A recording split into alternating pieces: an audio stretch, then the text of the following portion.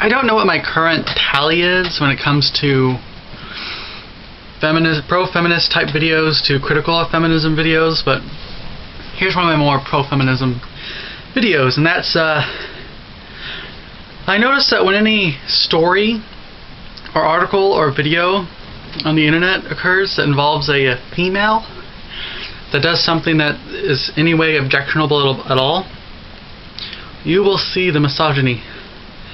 The comments will be full of things like slut, whore, bitch, crazy bitch, like it's all stuff like that, which those are words that I'm totally against. They are sexist words. There's no excuse to use them other than in the context in which I use them, which is to quote someone or to give a list of words that should never be said. Because those terms are inherently sexist. There's not a non-sexist version of those words. I used to think that bitch was okay because it simply referred to an asshole who is female, but now I realize it would be better just to ditch the word bitch and only use the word asshole and treat that word as universal, as referring to both genders, or all genders, because there's more than two genders out there. But yeah, any story that has a female that does anything kind of objectionable, you will see the misogyny in the comments. I saw an article just now, I think it was on BuzzFeed on their Facebook page, and there was some lady who was suing her parents to help her pay for college, and a bunch of people were they not only accused everyone of my age group of being entitled, which is composition fallacy and is retarded and is a form of bigotry known as ageism. Now, I try hard myself not to fall into ageism. I try not to think of all old people as being ignorant, racist conservatives who uncritically accept religion. There are some free-thinking old people out there, like James Randi, and stuff like that. Old people like that who are really awesome. But yeah, and if she actually has a legal case, then you can't call her entitled, because if you have a legal case, you are legally obliged to do it, and no one should, no one should raise any ire about you doing it, because you have a legal case, which means it should be decided in court. So if she actually has a case, then she should sue her parents to allow a judge to decide on the matter and to set precedents that can be used later on in similar cases. So yes.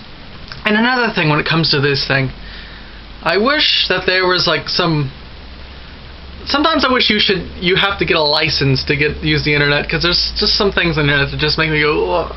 I don't think there really should be licensing, but there should be certain like rules or things to keep in mind. Like, for instance, in that article, it said that the woman did in fact get a job. She worked at a TGIF.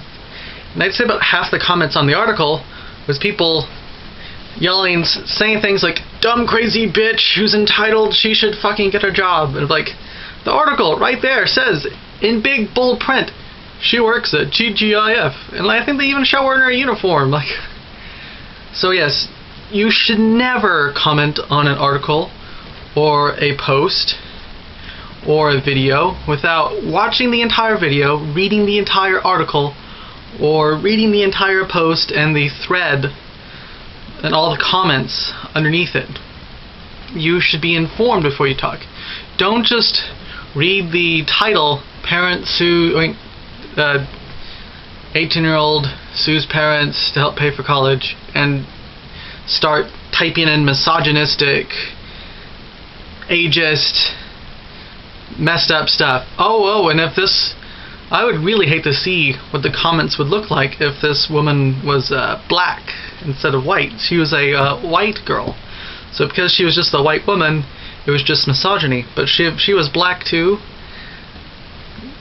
I bet I am pretty certain that there'd be racism and sexism down in the comment section of the article. If it was something like, if it was something like a stereotypical black name like Regita, Sue's parents, yeah, they'd use words like hood rat. See, that's the thing with racism now. It's more like, it's not out in the open. They use like racist code words like hood rat and thug, because they can't just say that word that we all know. They can't just come out and say it a whole bunch, so they use code words. And I'm not being paranoid with the code words.